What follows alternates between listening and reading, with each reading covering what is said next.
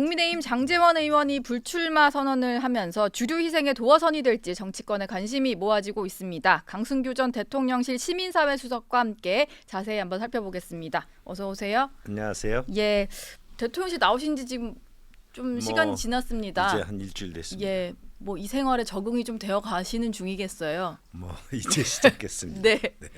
어제 밤에 벌어진 상황이라서 이걸 좀 여쭤보고 싶은데 뭐 두 분도 워낙 가까우실 것 같고 장제원 의원이 잠시 멈추려 한다 이러면서 불출마 얘기를 했어요. 이게 저희가 직접 통화를 해보니까 불출마 선언이라고 확인을 하셨는데 어떤 배경에서 이렇게 좀 결단을 했다고 보십니까? 평소에 좀 소신이 이런 쪽으로 좀 갖고 계셨어요? 뭐 장제원 의원의 뭐 소신이라고 보여지고요. 또 그동안 뭐 많은 준비를 해오지 않았을까 이렇게 추측이 됩니다. 예. 왜냐하면 누구보다도 윤석열 정부의 어떤 성공을 바라는 그런 입장에 있고 또 탄생에도 앞장선 만큼 지금 윤석열 정부에서 어떤 희생이 필요할 것이냐 네. 그에 대해서 가장 또 앞장서서 행동할 때가 됐다 이렇게 판단한 것 같습니다. 예. 근데 그 김기현 대표도 사실 좀 왜냐면은 이제 장제원 의원 얘기할 때 김기현 대표도 늘 같이 거론이 됐던 인물이다 보니까 김기현 대표는 그럼 어떻게 할 거냐 이게 좀 궁금한데 수석님 보시기엔 좀 어떤 결론이 날 것 같으세요? 저는 이제 어제 인유한 혁신위가 사실상 활동을 이제 마무리하고 예. 또 최고위에 보고를 하지 않았습니까? 그러면 이제는 이제 그 지도부의 시간, 그 또 김기현 대표의 시간일 것이고 그런 부분에서 앞으로 김기현 대표도 혁신위가 요구한 그리고 또 그런 부분은 또 국민들께서 또 바람일 거라고 생각하는 만큼 예. 김기현 대표의 혁신위가 제안한 내용 등을 하나하나 풀어내지 않을까 그런 부분 등은 아주 질서 있는 그런 변화, 네. 혁신 이런 모습이 있지 않을까 이렇게 보여지고 예. 어제 김기현 대표가 최고위에서 모든 것을 다 내려놓겠다고 한 것은 네. 그에 대한 방향성, 의지의 그런 표현이 아닌가 이렇게 이해가 됩니다. 모든 기득권을 내려놓겠다 이 네. 발언이 본인 어떤 개인적인 어떤 다음 출마나 이런 거 좀 접을 수 있다 이렇게 좀 해석을 할 수 그렇습니다. 있을까요? 지금 국민의회 힘에 그 국민들의 시선이 모아져 있는 것, 그 혁신이라는 것은 많은 그 우리 지도부라든지 예. 그 우리 참여자들이 혁신을 해야 되고 그러려면 자기 희생이 있어야 되지 않겠습니까? 네. 대표께서 모든 것을 내려놓겠다는 것은 우리 모두가 국민의힘이 오직 총선 승리와 윤석열 정부의 어떤 성공을 위해서 모든 것을 내려놔야 되는 만큼 네. 본인부터 내려놓겠다 하는 강한 의지를 표현한 것이고 그것은 장제원 의원의 어떤 어제 불출마 시사와 함께 혁신의 행동의 시간이 이제 드디어 왔다 이렇게 보여집니다. 예. 장제원 의원 결단 얘기를 조금만 더 해보려고 하는데요.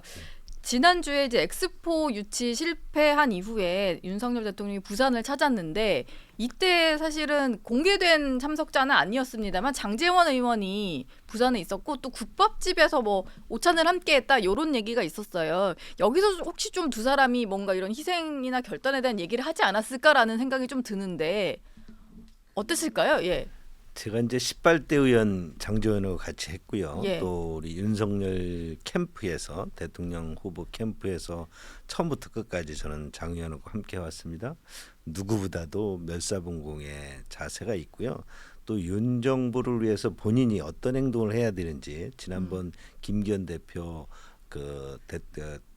김장현대 등으로 소위 말하는 예. 김장현대 등으로 대표할 때도 아마 그런 각오를 가졌던 것 같고 네. 적어도 대표가 이제 김기현 대표가 출범한 이후에 장제원 의원이 외부 활동에서 많이 사라졌지 않았습니까? 예. 그런 부분은 이미 이런 것을 준비하지 않았나 이렇게 봅니다. 본인이 이제 윤석열 정부의 어떤 탄생의 완결판이라고 할까요? 그런 부분 등은 내년 총선의 승리일 텐데 총선 승리를 위해서 누가 예. 어떤 희생을 해야 될 거냐 그렇다고 한다면 김기현 대표 출범과 함께 본인 등의 희생 등이 분명히 요구할 것이고 그런 시기가 온다면 행동을 해야 되겠다 이렇게 했을 것이기 때문에 아마 뭐 대통령 그날 그 뵙고 저 국밥 그릇 했다고 예. 뭐 그동안 뭐 안 출마를 고집하다가 네. 그날 갑자기 바꿨다. 뭐 이런 것은 적절하지 않은 그런 그런 해석 같습니다. 예.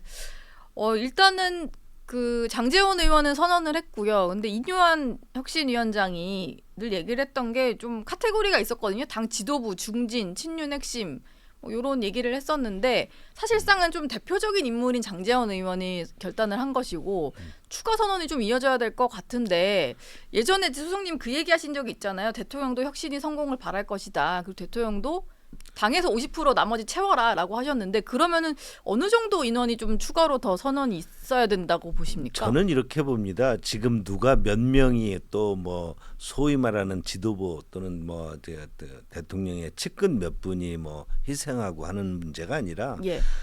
국민의힘 우리 여권 여당 모두가 다 내 탓이요 하면서 혁신에 또는 국민들의 바람으로 한 발자씩 다 다가가야 된다고 생각합니다. 예. 앞으로 뭐 이런 부분에 있어서 어제 그 김기현 대표의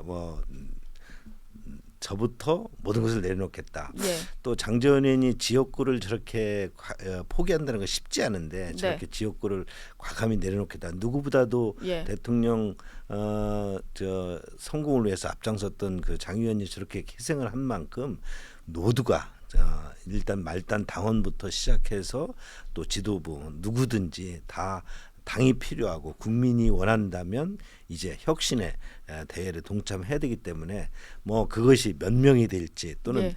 어느 범위에서 뭐 그것이 혁신이 국민들에게 뭔가 이렇게 인정이 될지 이런 부분 등을 다들 이제는 내려놓고 이에 동참할 때다 이렇게 생각합니다. 근데 지금 당에서는 계속 김기현 대표 거취를 두고 좀 논란이 있는 것 같아요. 근데 어제 초선 의원들은 당 지도부 흔들지 말라. 뭐 사실상 단체 대화방에서 연판장을 좀 돌렸다라고 볼 수 있을 것 같은데요.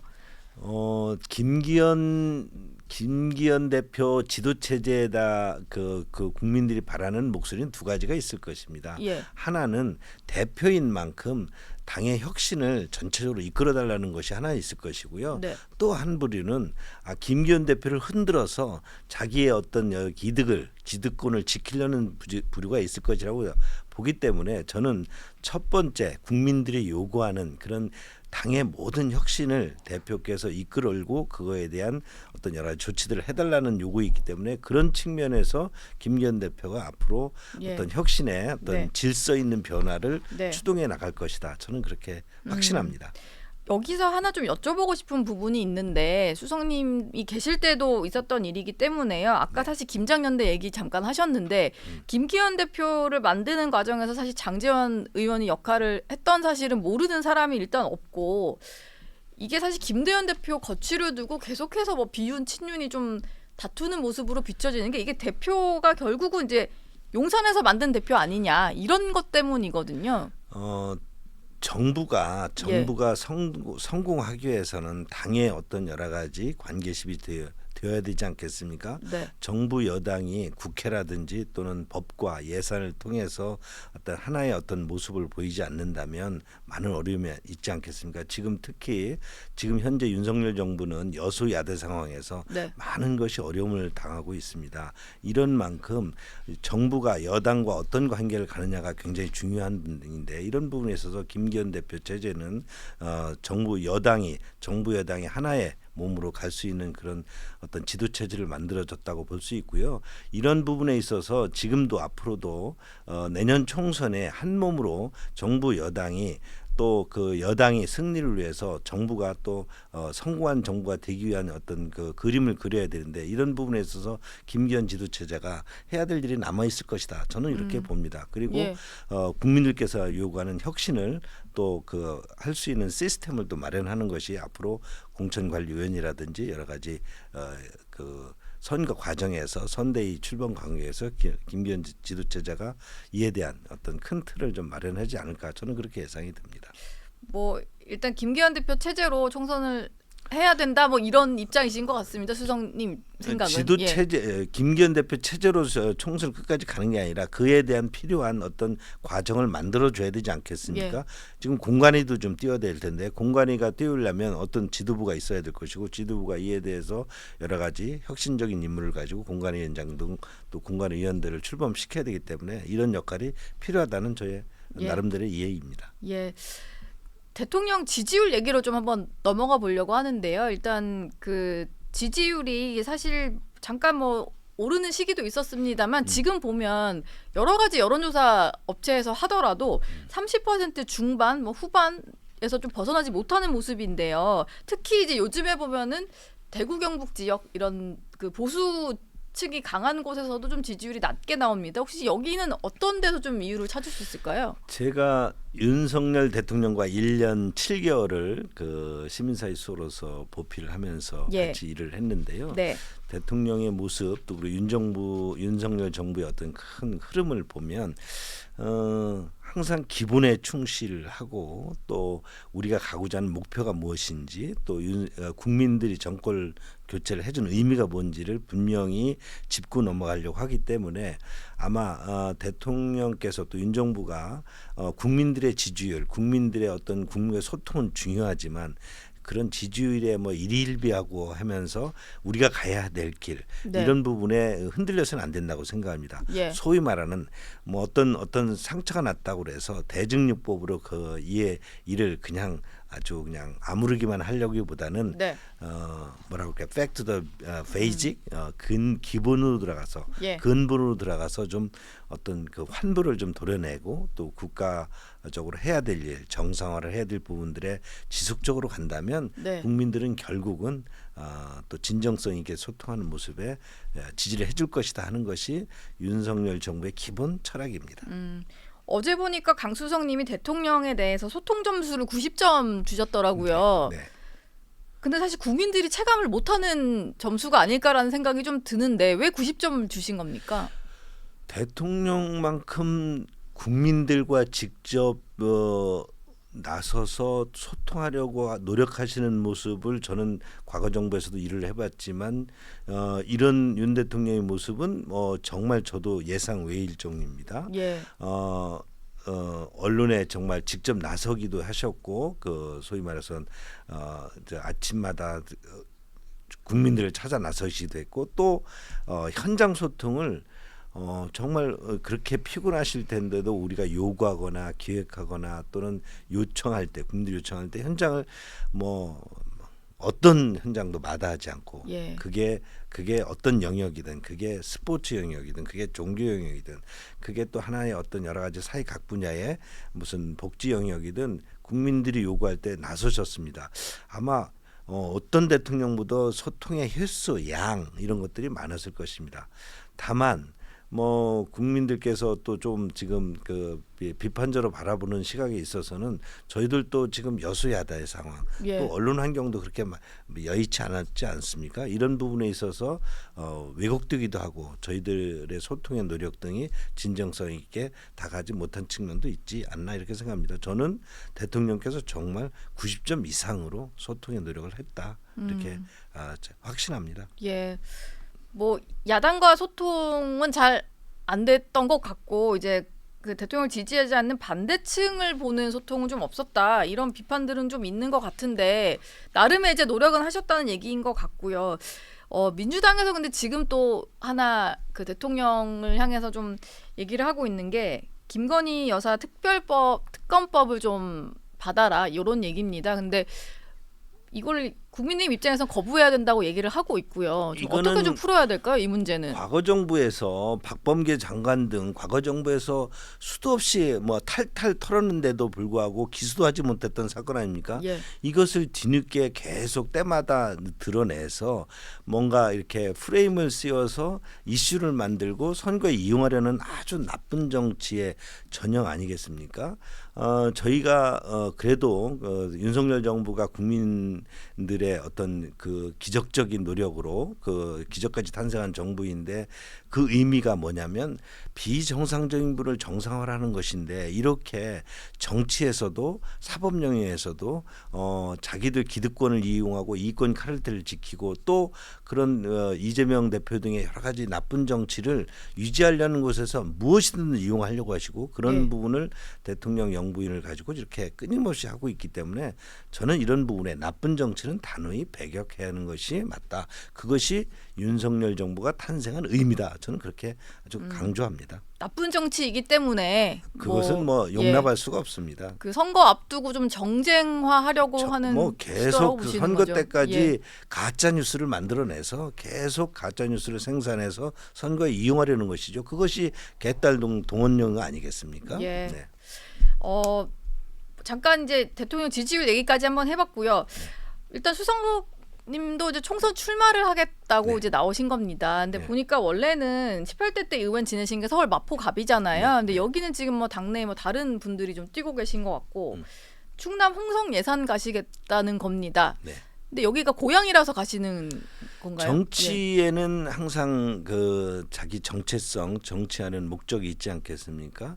저는 18대 때 제가 지방 출신이고 또 18대 제가 출마했던 마포 갑은 특정 정치인이 부자가 거의 10선에 안팎의 선거를 해서 한 번도 접은 곳이 없는 곳에 저는 과감히 도전장을 냈습니다. 예. 그래서 성공을 했었고요. 제가 그 이후에 두 번의 공천 탈락과 지난 21대 총선에 패배한 이후에 사실상 그리고 또 그 이후에 지방선거에 승리한 이후에 저는 사실 마포갑을 떠났습니다. 네. 그리고 저에게 주어진 또 다른 시대적 과제를 저는 지방시대의 부활이라고 봤습니다. 윤석열 대통령께서 출범을 할 때 네. 여러 가지 국정의 정상화도 있지만 지금 인구 소멸, 지방 소멸 그리고 또 여러 가지 청년 우위 등의 여러 문제가 지방의 급격한 쇠퇴, 소멸 아니겠습니까? 이를 다시 되돌려놓지 않는다면 우리의 미래는 암울한데 이런 부분 등을 뭐 인구 출산율 정책 또는 지방 살리 균형 발전이라고 해서 그저 그 뭐 정부의 기관만 내려보는 것이 문제가 아니고 네. 지방의 시각에서 교육이라든지 의료라든지 또는 여러 가지 청년의 문제 등을 지방의 시각에서 해결해야 되고 이런 부분에서 제가 그동안의 다양한 경험 등을 볼 때 지방에 가서 이런 선도 무대를 좀 한번 지방 부활의 네. 선도 무대를 마련할 수 있겠다는 것이 이제 다시 정치를 하는 저의 소명이다 이렇게 확신하고 있습니다. 근데 지금 이제 저희 뭐 시청하시는 분들 질문도 그렇고 아마 다니시면 또 이 질문 많이 받으실 것 같은데 사실 그 지역이 같은 당의 홍문표 의원이 네. 계신 곳이잖아요. 네. 그러다 보니까 같은 당 의원이 있는 곳에 가서 경쟁하는 것이 맞느냐라는 얘기도 좀 나오거든요. 예. 당내든 당외든 변화와 경쟁이 필요하지 않겠습니까? 제가 마포갑에서 정치를 이제 이렇게 사실상 떠날 때는 마포갑에도 우리 국민의힘 측에서 변화가 필요합니다. 네. 제가 한 번의 국회의원과 세 번의 출마가 있었다고 한다면 벌써 20년 가까이 15년 이상을 우리 마포갑 쪽에는 강승규를 선택의 변수로 놓고 있었지 않겠습니까? 예. 그런 변화가 세 번의 선거 실패가 있었다고 한다면 거기에도 변화가 필요하겠죠. 네. 예산 홍성에도 제가는 현역 위원이 있지만 현역 위원이 앞으로 계속 그동안 국민들이 그 주민들이 선택이 되면 앞으로도 그분의 정체성과 그분의 정책, 그분의 이념으로 계속 이어간다면 예산 홍성의 발전이 있을 수 있을까요? 거기에도 변화가 필요한 것이죠. 네. 그리고 예산 홍성은 어느 주민들의 다 주장이 변화가 필요하다고 보고 있습니다. 예. 그럼 변화를 누가 할 것이냐? 그러면 거기에는 또 강승규라는 또 하나의 새로운 대안이 있다 하는 네. 것이 제가 제시하는 그 또 지방에 출마하는 이유이기도 합니다. 근데 최근에 장관들도 출마할 장관들이 나왔고 대통령실도 같이 나온 수석 비서관들이 더 계신데 이분들이 뭐 분당을 놓고 몇 명이 경쟁한다더라 이런 얘기가 돌고 주로 양지를 찾는다라는 비판이 좀 많이 나와요. 사실 예산 같은 경우도 홍문표 의원이 이제 쭉 다선을 하셨던 지역이고 국민의힘 입장에서는 당선이 될 가능성이 높은 지역이다 보니까 이렇게 참모들이 자꾸 양지 찾아가는 게 맞냐는 지적도 나오거든요. 참모들이고 또 어떤 선거에 출마하는 분들이고 이에 대해서 자기가 최적의 그 선거지를 찾게 되겠지요. 네. 그리고 그런 부분에서는 경쟁이 일어날 거입니다. 우리가 이제 그 300석 중에서 250 몇 석의 지역구를 놓을 때 많은 분들이 많은 인재들이 참여를 하게 됩니다. 그것이 이제 예비후보 선거 단계이죠. 예비후보 선거 단계에서 어떤 경쟁을 하고 경합을 하게 되고 또 자기의 어떤 비전을 제시를 하는데 이에 대해서 그 후보들이 나간다고 해서 다 결정이 되는 건 아니겠죠. 예. 당에서는 또 전체 그 전국의 지역구를 놓고 어떤 선거제를 통해서 저희가 다수당의 그 어떤 선거를 승리를 가져올 수 있는 전략을 만들 것이고 그런 부분이 앞으로 이제 공천 룰을 만들고 공천관리위원회가 만들어지는 거겠죠. 네. 지금 뭐 분당도 그렇고 저희 예산 홍성도 그렇고 많은 분들이 백가정령 또는 또 여러 후보들이 경쟁을 통해서 나서고 또 부족한 경우 인재 영입을 통해서 또는 전략 지역도 만들 수도 있고 경쟁 지역도 만들고 다 그 지역에 맞는 사정에 맞는 그런 선거 승리 전략을 만드는 것이죠. 그게 공관위원장의 역할이지 않을까 이렇게 예. 보여지고요. 앞으로 그런 것들이 지속적으로 일어나면서 국민들께서 왜 저렇게 뭐 어떤 지역은 또 어떤 지역에 저게 국민의힘이 승리할 수 있는 전략이겠냐라고 비판도 하실 수 있는데 이런 부분 등이 그런 국민들의 비판 또 해당 후보들의 여러 가지 어떤 경쟁적인 노력 등이 이제 어우러져서 선거의 어떤 여러 가지 과정이 이루어지지 않을까 이렇게 보여집니다. 뭐 일단 앞으로 공간이 과정이 있을 거니까 뭐 지금 뭐 그렇습니다. 어디에 나가겠다라고 해서 뭐 다 거기 나갈 수 있는 건 또 그런 아니니. 상황이 아니지요. 예. 네. 앞으로 또 궁금한 부분이 한 분 있는데 이번에 이제 개각을 하면서 꽤 많은 장관 그 총선 출마를 앞둔 분들이 이제 곧 나오실 것 같지만 한동훈 법무부 장관이 좀 빠져 있다 보니까 그럼 한 장관은 언제 나오는 거냐는 좀 관심이 있는 것 같아요. 혹시 뭐 예상하시는 개각 시점이랄까? 뭐 이런 게 있으십니까? 뭐 한종훈 과장이 셀럽 카드니까 좀 예. 숨겨놓은 카드가 아닌가요? 네. 뭐 저도 이제 한동훈 장관과 이에 대해서 뭐 대화를 나눠본 적은 없지만 그 한동훈 장관의 경우 사실은 이제 뭐 대통령께서도 그렇고 또 한동훈 장관도 본인도 그렇고 그렇게 제가 뭐 지난 올 중반까지도 뭐 출마 의지가 그렇게 느껴지지 않는 것 같았고요. 예. 그리고 또 정부 입장에서도 선거 관리가 중요하기 때문에 법무부 장관으로서 그런 역할이 뭐 기대를 했던 것 같아요. 그런데 이제 이동관 그 방통위원장 탄핵 국면이 아주 급격히 진행됐고 네. 여기에서 다시 또 한동훈 장관까지 이런 탄핵 국면으로 그런 프레임으로 야당이 또 이렇게 나쁜 정치를 하지 않겠나 예상이 되니까 이제 그 한동훈 장관이 그 이에 대해서 과감히 이런 나쁜 정치를 본인이 나서서 이렇게 척결하겠다는 의지도 가지고 있다고 저도 뭐 간접적으로 들었습니다. 예. 그렇다면 나서게 된다면 정치에 나서게 된다면 정말 아주 제대로 그런 네. 한동훈 장관의 효과가 있어야 되지 않겠습니까? 그런 측면에서 보면 저희들이 볼 때는 당에서 전체적으로 지도부가 어떻게 생각하는지 모르지만 저희가 현장에서 당협위원장이라든가 주변 정치하는 우리 이제 선후배들과 얘기를 해보면 한동훈 장관의 저런 어떤 그 인기 국민적 그런 어떤 인기를 보면 전국적으로 가는 게 낫다. 어떤 전국적으로, 특정 지역에서 어떤 한 네. 후보를 표적에서 싸워서 이기는 데 따른 그런 어떤 부가가치보다도 한동훈 장관이 전국의 선거를 지원하면서 전국적으로 지원하면 좋겠다. 그래서 비례대표 그런 부분에서 시점은 또 비례대표는 아무래도 한 달 전까지만 한 달 전이면 되네요. 그럼 되니까. 내년 3월인데. 뭐 지금 예. 네. 지금 한동훈 장관이 예. 어떤 선택을 하게 될지는 뭐 예측할 수 없지만 그런 가능성이 있다. 한 달 전까지 앞으로 예. 시간도 좀 많이 남아 있고요. 네. 어쩌면 또 뭐 그 1월 12일 전에 예. 또 사표를 낼 수도 있다 이렇게 보여집니다. 대통령 생각은 좀 어떠세요? 한동훈 장관에 대해서.